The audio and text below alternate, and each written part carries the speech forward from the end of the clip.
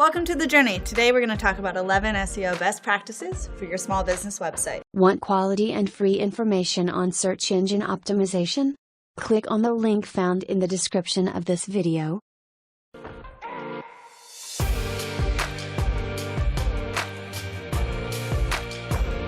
So it's easy to fall victim to these fads or trends with how to improve your SEO, but be mindful of that because while a quick fix can be appetizing and appealing, it can actually hurt your SEO in the end. Yeah, if you really want to impact your SEO, you can't fall into those gimmicks. It's all about the long-term results.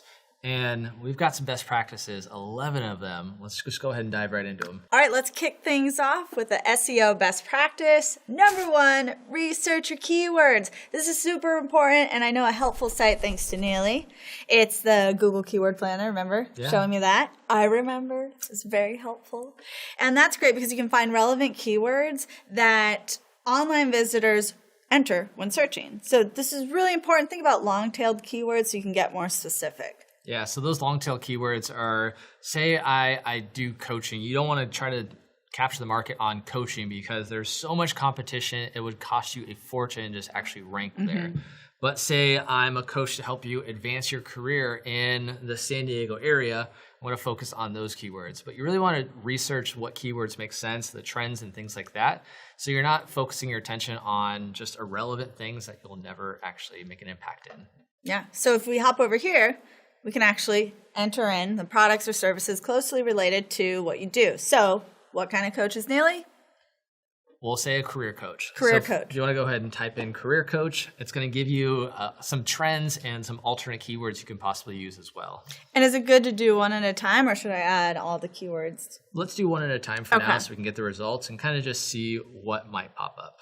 Okay, so I did that and now I click get results. Let's see what happens. Yeah, so as you can see here, we search career coach and it's going to give you a list of a ton of different keywords that you can add to your website.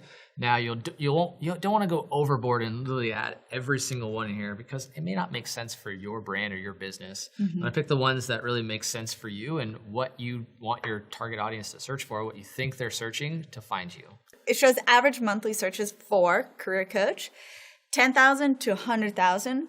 Competition medium. So are you looking for medium as your competition level? Is this a good amount of average monthly searches? Like how would I even know that? Yeah, so if you're just starting out, you don't have much authority yet with the industry, I'd highly recommend to niche down even further. So what type of career coach are you, right? Or what type of business are you, and kind of go a couple levels deeper. So if you're in the fitness industry, don't just try to go for fitness. Or if you're a yoga studio, don't just go for yoga because there's way too much competition. So what's a super unique yoga studio you've been to?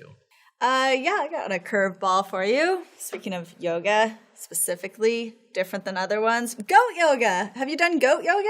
I don't say that I have, but I'm all about it. That's one where you're doing yoga and there's just little goats all around you. Yeah. Right? Yeah. So that could be your niche, goat yoga or outside goat yoga, and really niche down. So if someone's searching goat yoga in San Diego or Ocean Beach or wherever it is, you'll be found. So that leads us to the SEO best practice number 2, create great content for your website. And that's where the keywords come into play. Add that into your text. Think about what are those online visitors searching when looking for a business like mine.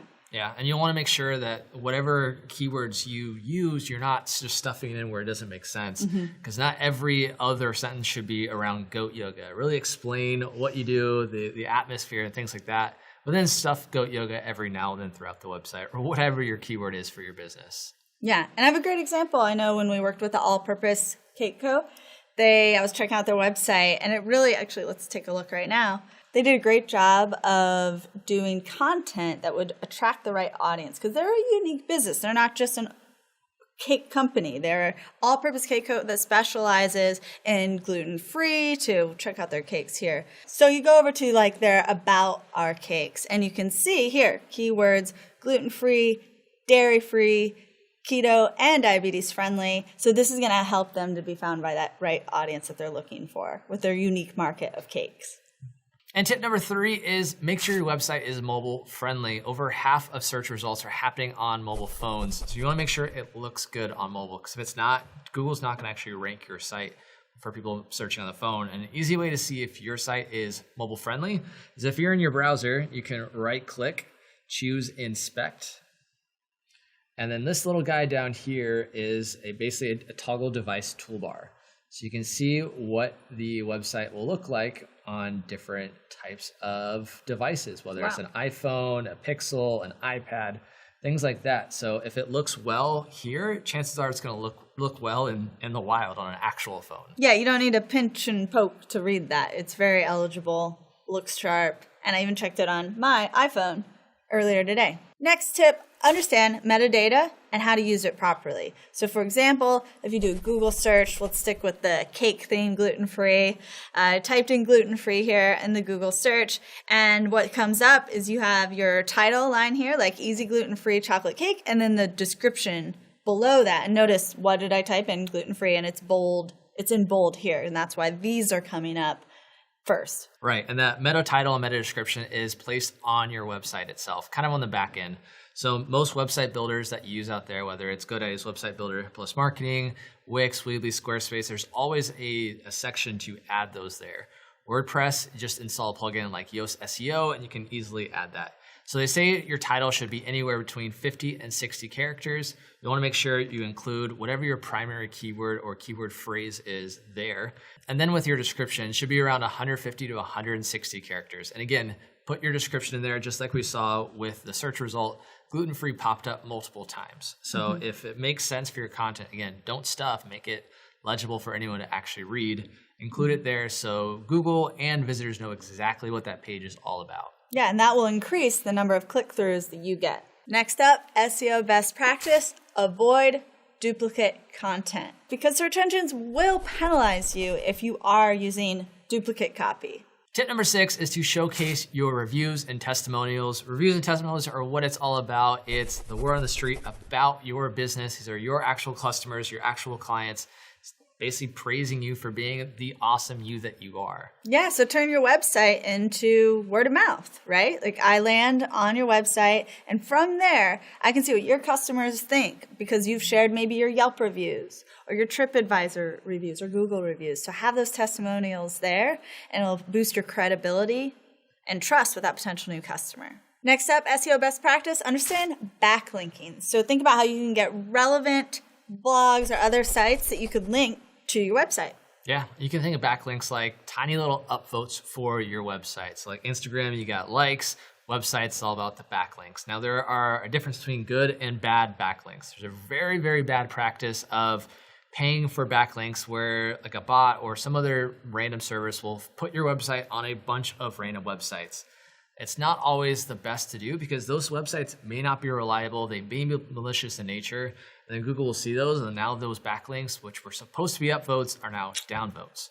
So if there are relevant blogs out there that basically complement your services, go and add some value to their post, their blog post, their whatever they have on there.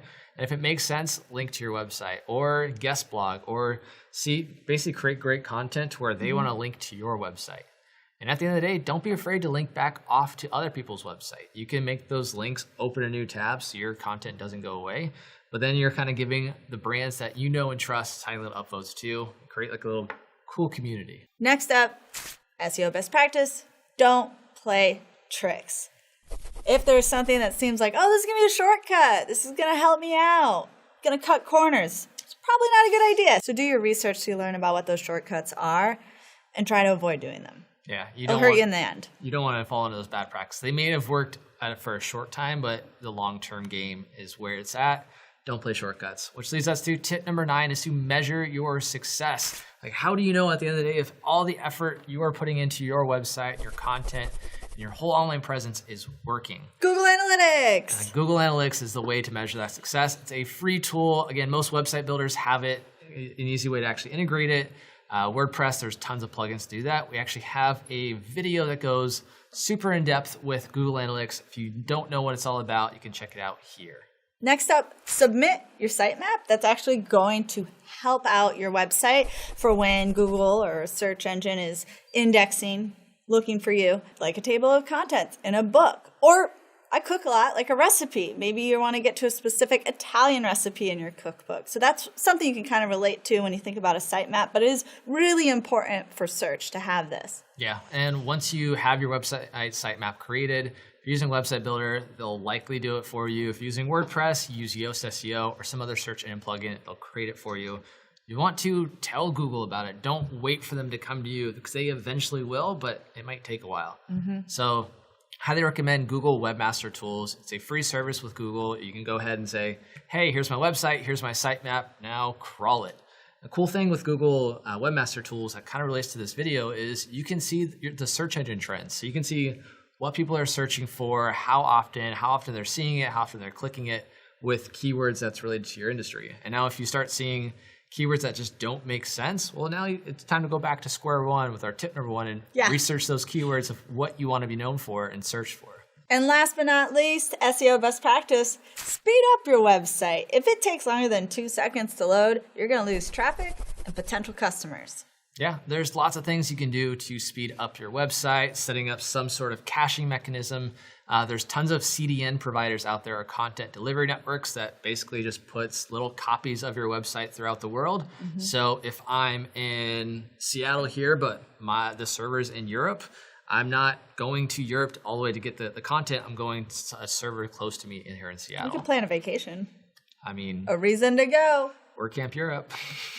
Now you know more about SEO best practices. We covered a lot, right? Research your keywords, put high quality content on your site, even found tools to help you find those keywords that work well for your site as well. So put it to work. Go get on your site now, boost that SEO, and be sure to like this video, comment below with the best practice that we gave today. Yeah, and make sure you subscribe to our channel and ring that bell so you get these episodes first. This is The Journey. See you next time.